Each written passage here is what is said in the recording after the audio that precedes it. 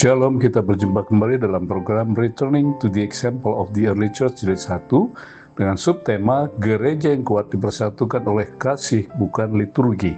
Bacaan firman Tuhan terambil dari Kisah Rasul pasal 4 ayat 32. Adapun kumpulan orang yang telah percaya itu mereka sehati dan sejiwa, dan tidak seorang pun yang berkata bahwa sesuatu dari kepunyaannya adalah milik mereka sendiri, tetapi segala sesuatu adalah kepunyaan mereka bersama.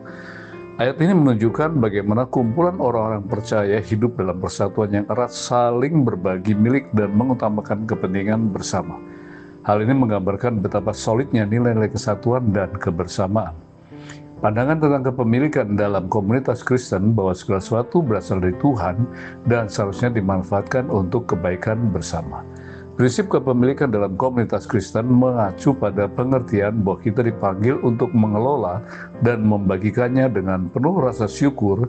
Kita seharusnya menyadari bahwa harta, benda, dan berkat yang kita terima bukan hanya untuk kepentingan pribadi, tetapi juga untuk menyokong sesama dan karya pelayanan.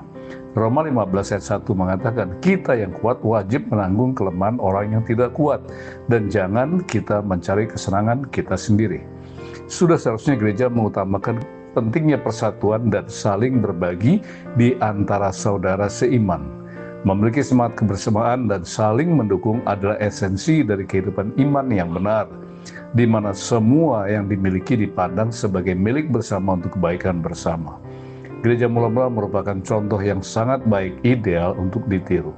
Mereka tidak hanya berbagi harta benda, tetapi juga hidup sehati sejiwa, saling memperhatikan satu sama lain dan mendukung kebutuhan sesama.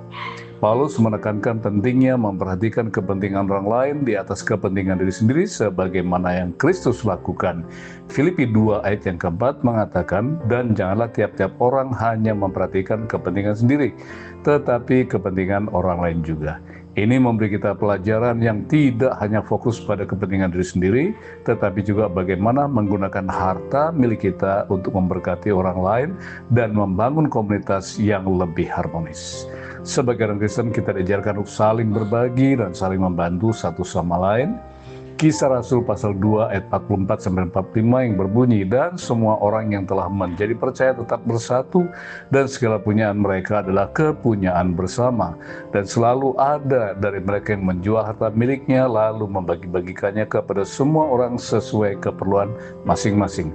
Ini menunjukkan bahwa semangat berbagi harus menjadi bagian integral dari kehidupan komunitas kita. Semoga Anda senantiasa diberkati dan dipenuhi dengan kasih Tuhan dalam setiap tindakan Anda. Sebagaimana komunitas Kristen mula-mula dalam persatuan dan saling berbagi, demikianlah seharusnya kita mengelola, mendistribusikan berkat yang kita miliki sehingga dapat memenuhi kebutuhan orang lain dalam komunitas. Kiranya kita selalu siap berbagi berkat kepada sesama dan melayani dengan sepenuh hati. Semoga semangat berbagi terus menginspirasi kita dalam menjalani kehidupan yang penuh kasih dan persatuan, serta menyadari bahwa kita hanyalah pengelola milik Tuhan. Saya tutup dengan 3 closing statement. Yang pertama, sejauh mana Anda menyadari dan mempraktekkan prinsip berbagi kepemilikan dalam komunitas Kristen seperti yang telah diajarkan? Closing statement yang kedua, apa tantangan terbesar yang Anda hadapi dalam menjalani kehidupan berbagi di tengah komunitas Kristen Anda saat ini? Closing statement yang terakhir, bagaimana cara Anda meningkatkan semangat kebersamaan dan kepedulian di antara sesama di gereja? Tuhan Yesus memberkati.